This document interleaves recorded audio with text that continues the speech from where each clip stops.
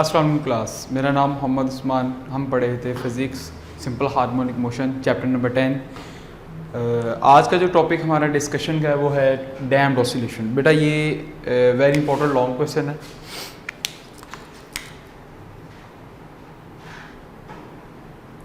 इसे हम इंशाल्लाह लॉन्ग के लिहाज से ही करेंगे कि हमने किस तरह इसको लॉन्ग के लिहाज से अटैम्प्ट करना है। सबसे पहले बेटा आप लोगों ने इसकी डैम्प्ड ऑसिलेशन की डेफिनेशन लिखनी है। वो क्या है? डैम्प्ड ऑसिलेशन है क्या? ऑसिलेशन मैंने आप लोगों को पहले भी बताया था। वाइब्रेशन का नाम ऑसिलेशन है। ऑसिलेटरी ऑसिलेशन, वाइब्रेशन दोनों का नाम एक ही है और हमने वाइब्रेशन को विद इन डिटेल डिस्कस कर चुके हैं। डेफिनेशन ये कहती है कि डैम्प्ड ऑसिलेशन क्या होती है? ऐसी ऑसिलेशन, क्या? Oscillation of a vibrating body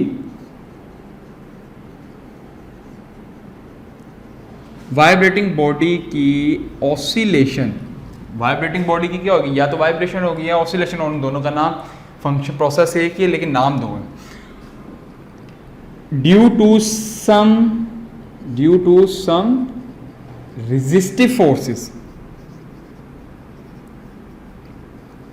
resistive forces। अब ये ऐसी फोर्सेस होती हैं बेटा रेजिस्टिव, जो इस बॉडी की वाइब्रेटिंग बॉडी की जो ऑसिलेशंस हैं उनको क्या करेगी? कम करने की कोशिश करेगी। क्या करेगी? खत्म करने की कोशिश करेगी। ऐसी ऑसिलेशंस को क्या कहते हैं? Damped oscillations. दोबारा रिवाइज कर लेते हैं कि इसकी डेफिनेशन क्या है।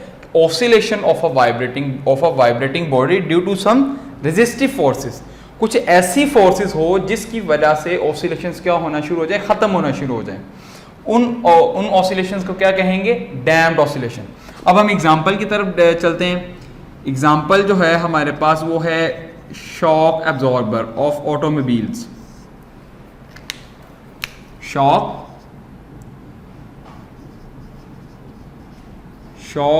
Absorber of automobiles.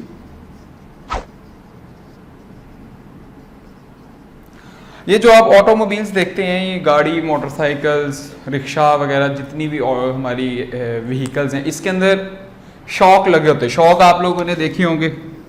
शॉक का जो पर्पस होता है ना, बेसिकली वो पर्पस होता है जो जब हम रोड पर गाड़ी को या बाइक को चला रहे होते हैं तो रोड पर आते हैं बम्प, जिसे खड्डे भी कहते हैं। कोई जंप आ गया, कोई खड्डा आ गया, इस तरह की जो चीज़ें हैं, जिसकी वजह से उस बॉडी के अंदर क्या होती है? बहुत सा जर्क प्रोड्यूस होता है। हमने उस जर्क को या उस इफेक्ट को ख़त्म करने के लिए हमने क्या लगाते हैं? शॉक एब्जॉर्बर लगा देते हैं। शॉक एब्जॉर्बर क्या करते हैं? इन ऑसिलेशंस को, जो जर्क आता है, जो झटका आता है, उसको हम क्या देते हैं? ऑसिलेशन। और उस ऑसिलेशन को कंपनसेट मतलब खत्म करना होता है हमने। शॉक एब्जॉर्बर किस तरह खत्म करता है? अभी हम उसको विद इन डिटेल डिस्कस करते हैं। तो शॉक एब्जॉर्बर का मेन पर्पस क्या है? To reduce. इसका मेन पर्पस क्या हो गया? To reduce the oscillation. ठीक है, ऑसिलेशन को कम कर देना या उसके इफेक्ट को खत्म कर देना।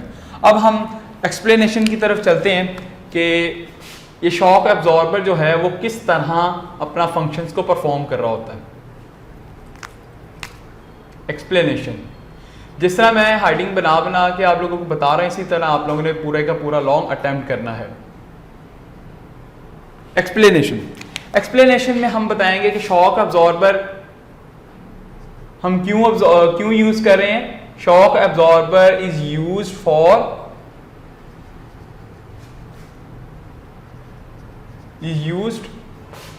To reduce oscillations, to reduce the amplitude of the oscillation। Basically जब हम ऑसिलेशन को खत्म करने की कोशिश कर रहे होते हैं ना, हम क्या कर रहे थे? उनका ऑसिलेशंस की एम्पलीट्यूड को खत्म कर रहे होते हैं। क्या कर रहे हैं? Amplitude of oscillation.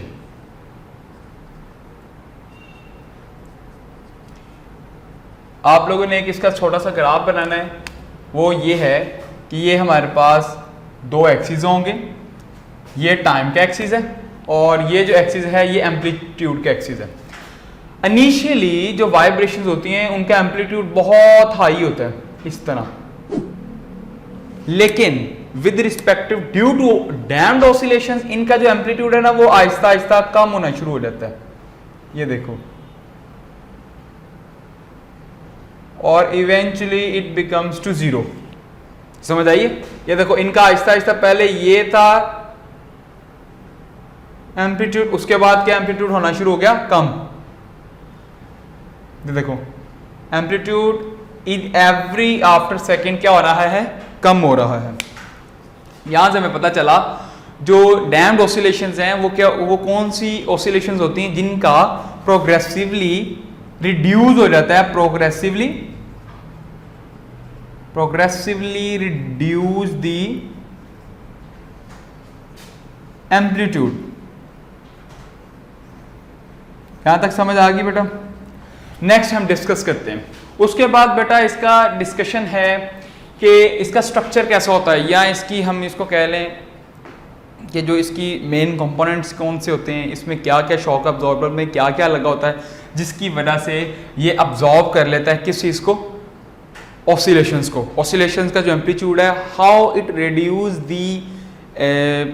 Amplitude of the oscillation. अब इसकी मेन हाइडिंग बना लेते हैं, how to reduce the amplitude.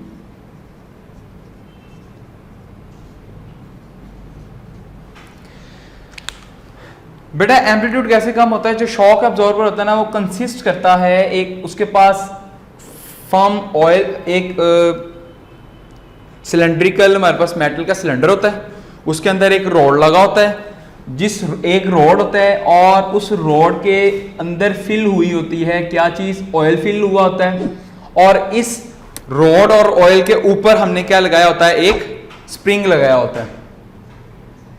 इन तीनों चीजों के कॉम्बिनेशन से क्या बन रहा होता है, शॉक अब्जॉर्बर। अच्छा बेटा, यहां पर क्या करता है, यहां पर जो रॉड है हमारा, मैं बनाने की कोशिश करता हूं,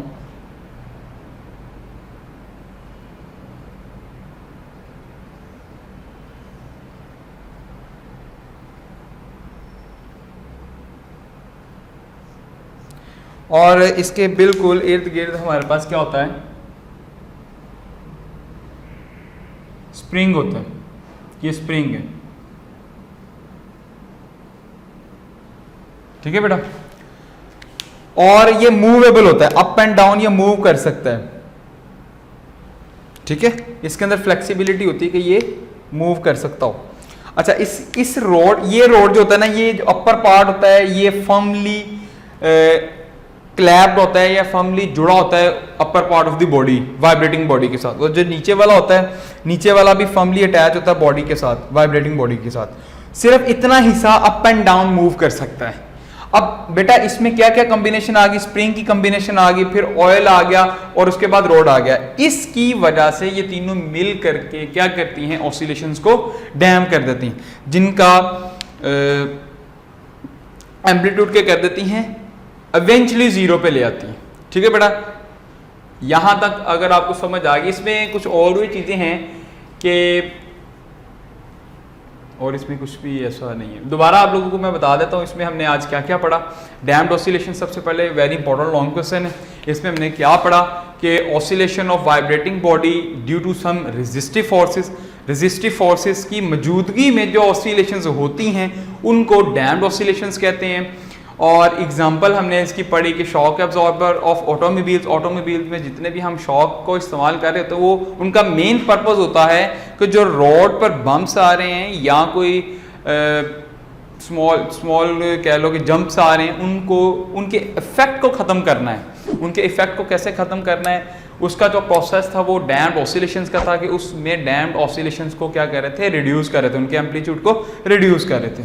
उसके बाद हमने देखा जी कि जो डैम्ड ऑसिलेशंस होती हैं उनका एम्पलीट्यूड जो होता है ना वो प्रोग्रेसिवली आहिस्ता आहिस्ता क्या होना शुरू हो जाता है, कम होना शुरू हो जाता है और eventually it becomes to zero. Shock absorber हम क्यों यूज करते हैं, to reduce the amplitude of the oscillations. और ये भी एक बात आप लोगों ने लिख लेनी है कि जो डैम्प्ड ऑसिलेशंस होती हैं ना, वो मैकेनिकल क्या करती हैं, मैकेनिकल एनर्जी को लूज करवा देती हैं, मैकेनिकल एनर्जी को लूज करवा। अब ये मैकेनिकल एनर्जी कौन सी है? ये मैकेनिकल एनर्जी जो जंप की वजह से बॉडी पर लगी है, रिएक्शनल फोर्सेस हैं। इसको क्या कहिए, इस मैकेनिकल एनर्जी को इस अब्जॉर्बर ने क्या किया है, रिड्यूस करवा दिया, कम करवा दिया, आहिस्ता आहिस्ता इस बॉडी से इसका इम्पैक्ट को ख़त्म करवा दिया। उसके बाद हमने पढ़ा कि जो प्रोग्रेसिवली रिड्यूस करती है एम्पलीट्यूड, शॉक अब्जॉर्बर। और शॉक अब्जॉर्बर को हमने इसकी कंस्ट्रक्शन देख ली, इसके अंदर एक रोड होता है और एक ऑयल होता है और एक स्प्रिंग लगा होता है। इन तीनों की कम्बिनेशंस की वजह से हमारे पास एक फंक्शन परफॉर्म हो रहा होता है, वो होता है डैम्प्ड ऑसिलेशन का, जिसकी वजह से ऑसिलेशंस को डैम कर दिया जाता है, उनका एम्पलीट्यूड कम कर दिया जाता है, उनको ख़त्म कर दिया जाता है। उसके बाद हमने इसकी कंस्ट्रक्शन की तरफ देख लिया, कंस्ट्रक्शंस में क्या है। और आज का बेटा यही लेक्चर था, डैम्प्ड ऑसिलेशन। ये वेरी इंपॉर्टेंट लॉन्ग क्वेश्चन है, आप लोगों ने इसे लॉन्ग के लिहाज से अटैम्प्ट करना है। और अगर आप लोगों का कोई भी क्वेश्चन हो, आप लोग कमेंट बॉक्स में कमेंट कर सकते हो। और बेटा ये बात याद रखना, मेरी एक छोटी सी आप लोगों के लिए एक नसीहत है कि आप लोग जब भी लेक्चर नोट ले रहे हो ना, तो अपने पास एक कॉपी और पेंसिल लाजमी रखो, ताकि आप लोग इसे नोट कर सको। और नोट करने के बाद अगर आप लोगों का कोई क्वेश्चन है, तो हमारा जो लाइव क्यूए सेशन होता है उसमें आप लोग मुझसे क्वेश्चन भी कर सकते हो। और अगर आपको बुक, इसको लेक्चर लेने के बाद आप एक दफ़ा बुक भी लाजमी पढ़ा करो, ताकि आप लोगों को बुक से अच्छे तरीके से क्लियर हो जाए। अगर कोई चीज़ बुक में ना समझ आए बेटा, आप लोग मुझसे पूछ सकते हो। और थैंक्स फॉर वॉचिंग। अल्लाह हाफिज़।